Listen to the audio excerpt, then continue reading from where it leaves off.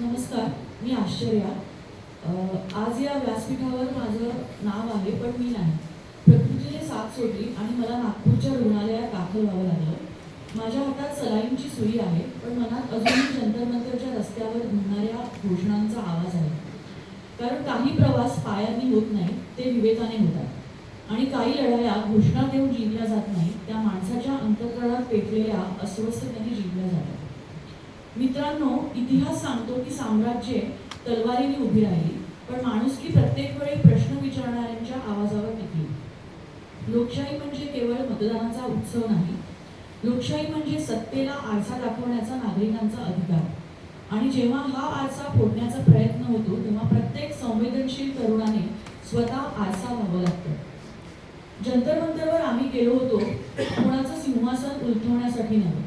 आम्ही गेलो होतो या देशाच्या विवेकाला जागं करण्यासाठी. कारण आम्हाला वाटतं सत्तेपेक्षा सत्य मोठं असतं, बहुमतापेक्षा नैतिकता मोठी असते आणि भीतीपेक्षा स्वातंत्र्य मोठं असतं. आज या देशात विद्यार्थी प्रश्न विचारतो आणि त्याला संशयाने पाहिलं जातं. तरुण आवाज उठवतो आणि त्याच्या हेतूंवर शंका घेतली जाते. हे लोकशाहीचं दुर्दैव नाही, ही आपल्या सामूहिक संवेदनांची शोकांतिका आहे.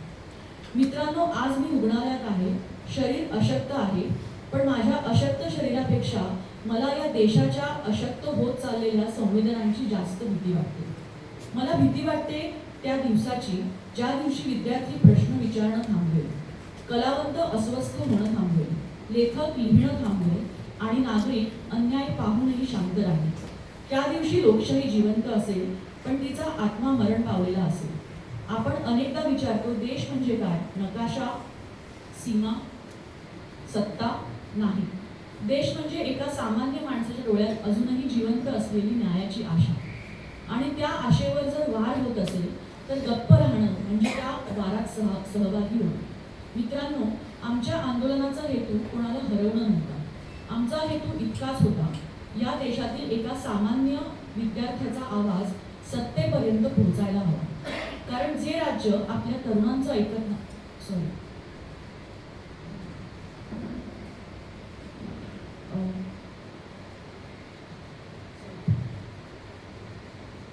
कारण जे राज्य आपल्या तरुणांचं ऐकत नाही, ते हळूहळू स्वतःचं भविष्य ऐकण्याची क्षमता गमावून बसतं. आज मी तुमच्या समोर नाही, पण माझी अनुपस्थिती हा पराभव नाही. कारण व्यक्ती आजारी पडते, विचार कधीच पडत नाही.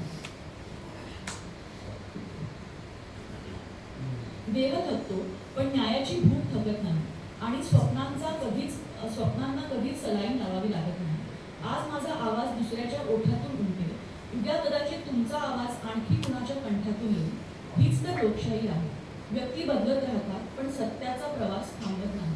मी शेवटी एवढंच म्हणेन, इतिहासात मोठे तेच होत नाहीत जे सत्तेत असतात. इतिहासात मोठे ते ठरतात ज्यांच्यात सत्याच्या बाजूने उभे राहण्याची हिंमत असते.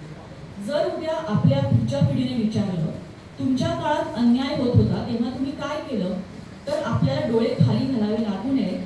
आपण अभिमानाने म्हणू शकलो पाहिजे, आम्ही गप्प नव्हतो, आम्ही विकले गेलो नव्हतो, आम्ही वाकलो नव्हतो, आम्ही संविधानावरचा विश्वास सोडला नव्हता. धन्यवाद. जय भीम, जय संविधान.